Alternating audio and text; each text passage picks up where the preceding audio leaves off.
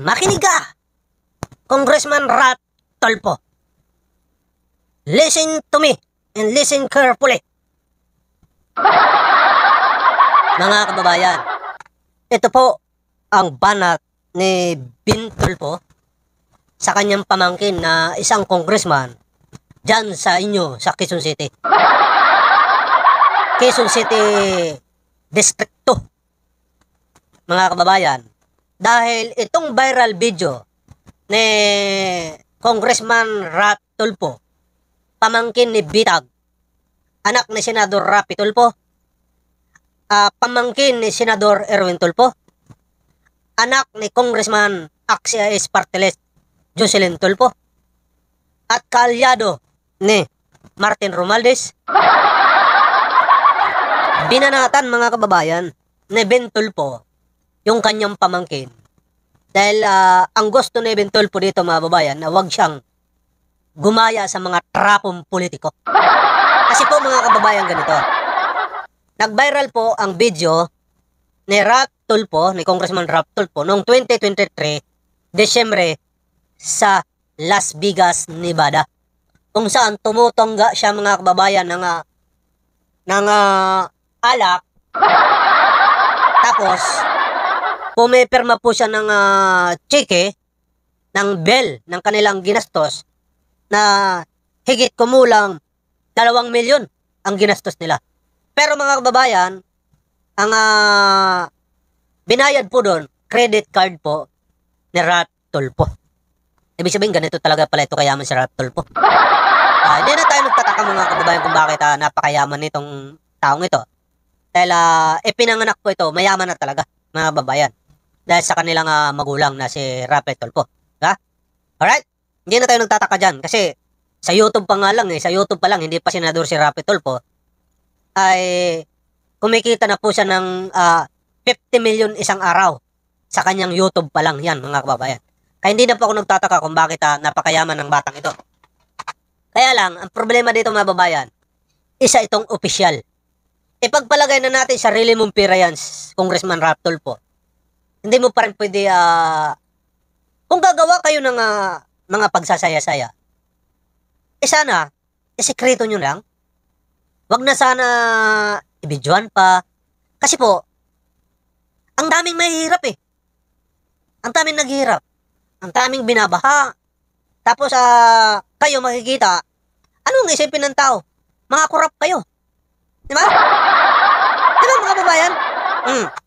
Kaya, dito, wala akong bilib dito kay, kasi ito si Bitag, kasi kinaka-copyright ako. Wala akong ano dyan, parang feeling ko napakadamot niya.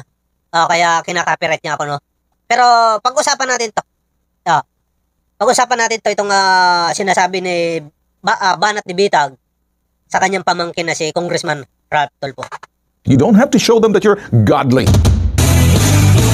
Ben Tulfo, Unfiltered. Wala po akong isasalba kahit sino. Nasabi ko na po ito, no? Nasabi ko na po ito.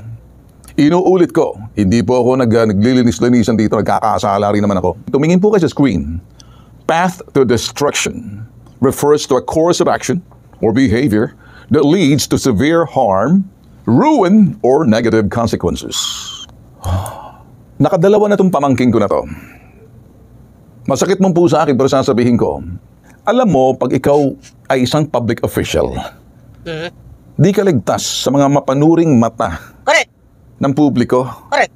Dahil ikay naninilbihan sa bayan. Congressman ka man, or senador ka man, or mayor ka, basta't politiko ka, hinalal ka, nilagay ka dyan sa posisyon mo sa pamamagitan ng eleksyon, or in-appoint ka, magsisilbi ka sa taong bayan. Tama. Masakit man po sa aking gagawin to, at alam ko naman, nagagalit na sa akin ng ibang mga kaanak ko, na kaapelyido ko. Tama lang. Nagagalit sila. Bakit sila nagagalit? Para sa akin na ang mali ay mali. Diba? Punahin ang mali kahit na kamag-anak mo pa, patunay yan na hindi kayo konsentidor. Ganun lang. Para sa akin din, okay yan, napagsabihan itong si Congressman Rat Tolpo na maghinahinay naman. Alam natin na mayaman ang mga tulpo. Diba? Kasi sa tagal pa naman nila sa public service. Siyempre, laki-laki na ng mga kinikita niyan. Alam natin yan. At siyempre, may mga negosyo mga yan. Pero, tama rin naman na baka po pwede maghinay-hinay kayo. Kung gusto nyo magpabungga-bungga dyan, ay umalis kayo sa pagiging politiko. Kung yung presidente nga hindi nakakaligtas sa mga DDS, di ba? Malamang kayo rin hindi po pwede paligtasin dahil ang dami po mahihirap mga kababayan. Di ba? Ang dami po mahihirap. Diretso, ano? Di ko po estilo magsermon. Estilo ko punahin ang mali at itama ang mali.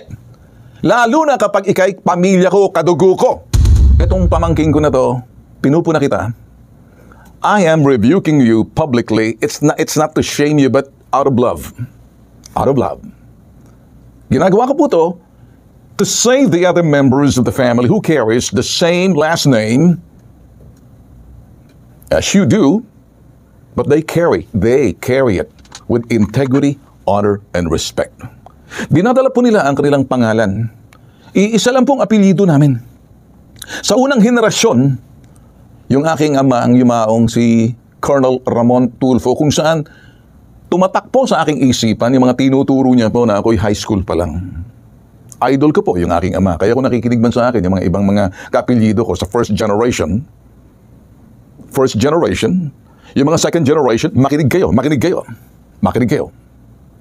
Hindi ligtas kahit mga anak ko. Knock on wood, wag lang sana sa mga anak ko kasi hahambalusin ko sa harap. The moment of truth, and he makes it. Wag daw sa mga anak niya. Kasi hambalusin daw niya mga kababayan.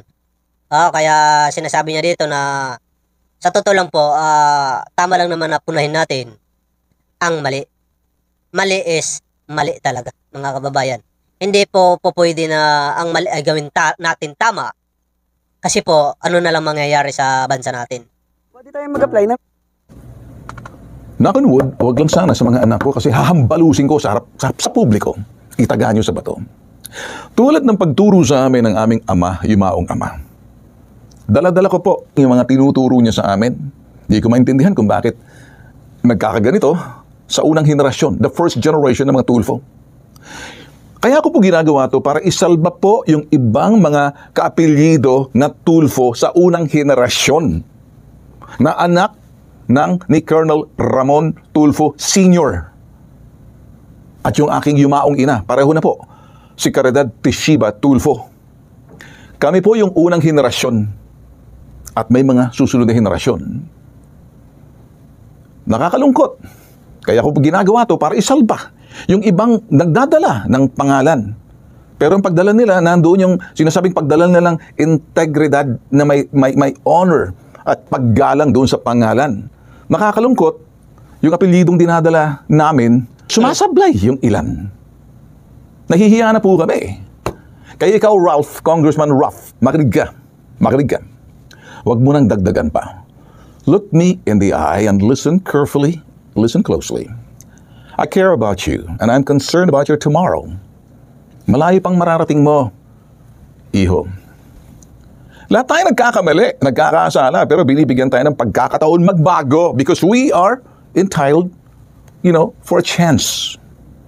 Alam ko naman, humingi ka na ng public apology, but it comes with sincerity and accountability. Sana wag na maulit. Huwag kang gumaya sa mga trapo! Sumunod ka sa prinsipyo at paninindigan at sa tamang landas ng uncle mo, si Bitag! Ito po ang aking mga sinasabi, hindi po siguro patas, hindi po siguro maganda para doon sa mga wala namang kinalaman pero nadadamay. Bakit nadadamay? Hindi ko maintindihan. Siguro nagkukulang. Masakit man po sa akin, kumalat na sa social media. Alam naman pagdating dito, sasalba. Masakit man po sa akin. Dudugo ang puso ko rito. Pero tingnan nyo to.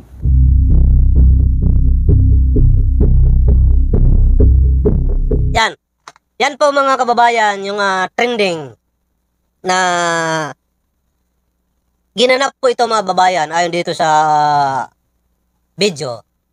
At pag-amin ni Ralph Tulfo, ginanap po ito noong 2023, Desyembre 2023 mga kababayan, sa Nevada.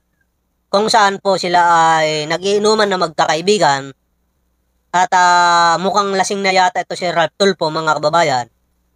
Kaya itinungga po niya, hindi na gumamit ng baso, tumungga na po mga kababayan ng alak. At mukhang hindi niya alam na binibidyoan na siya habang pumipirma kasi nga lasing na. Pumipirma po ng higit 2 milyon piso ang kanilang ginastos dyan sa party nila, bonggang party sa Nevada. Apo, dahil dyan mga babayan, nag-trending po ito at ngayon po ito inilabas kahit na 2023 pa ito nangyari. Bakit? Kasi nga, dahil dito sa flood control issue ng mga congressman. Yan po yan mga babayan. At ang paliwanag dyan ni Rap Tulfo mga babayan ay narito. Pakinggan natin. Ang pag-install ng isang estante na Ito yung paliwanag ni Rap Tulfo mga babayan. Inamin ni Quezon City 2nd District Representative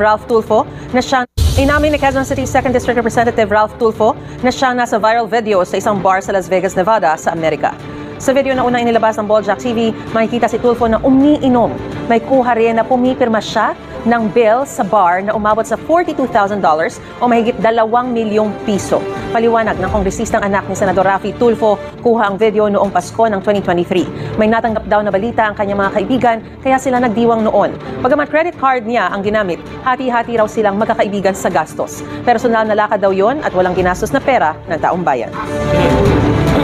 At humingi na rin po ito ng tawad ito si Ralph Tulfo sa taong bayan. At tiniyak po niya na ang ginagastos po niya ay hindi po pira ng taong bayan, kundi sarili po nilang pira yon. Alright? Yan pang kanyang paliwanag dito. Okay. Alam niyo po, Congressman Ralph Tulfo, walang masama mag-happy-happy dahil alam naman ng tao na isinilang ka sa mundong ito ay anak ka na ng mayaman. Dahil sa mga magulang mo. Diba? Dahil sa pagsisikap ng mga magulang mo. Kasi, dati, kitang-kita naman natin kung paano naghirap itong si Raffy Tulfo, di ba? Umpisa pa lang, mga kunikwento niya na sa kanyang programa, kung nagpalipat-lipat sila ng lugar para lang makapaghanap buhay, makapagtrabaho. Di ba? Hanggang sa isinilang mga kababayan nito si Ralph Tulfo, ay mayroon na silang kakayahan sa buhay. Ang sa atin lang po, walang masama dyan, pero wag naman sana ninyo bibidyohan pa.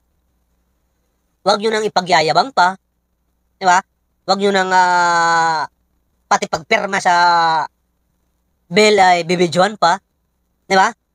Sana, sekreto nyo na lang. Dahil sa totoo lang, habang kayo po ay politiko, hindi po talaga maiiwasan na punahin kayo. Di ba? Hindi talaga maiiwasan na punahin kayo. Kasi po, politiko kayo eh. Lalong-lalo na dikit na dikit kayo ngayon kay Romualdez. Talagang ang babanat po sa inyo, mga DDS. Mga DDS talaga. Pagpipistahan po talaga kayo niyan. Ja? Sana, dahil humingi naman ito ng tawad si Ralph Tulfo, inamin ng kanyang pagkakamali, sana hindi na po ito maulit. Di ba? Pangalawa na ito eh. Nung sa EDSA, di ba? Alam nyo naman na bawal, pero dumaan pa rin kayo sa EDSA bus. Ngayon, ito na naman. Anong susunod? Corruption. Baka yan ang ibabato sa inyo na corruption. Ha? Sana po, mag-ingat po kayo. Dahil hindi po kayo ligtas sa taong bayan. Higit lalo sa mga DDS. Alright? Ay mga kababayan, salamat po sa inyong pag-suporta palagi. Sa mga hindi pa po nakakapag-subscribe sa ating channel, please subscribe and click notification bell para palagi kayong updated sa ating mga video at live. Alright, salamat po sa inyong lahat. Please like and share ng ating video. Thank you so much.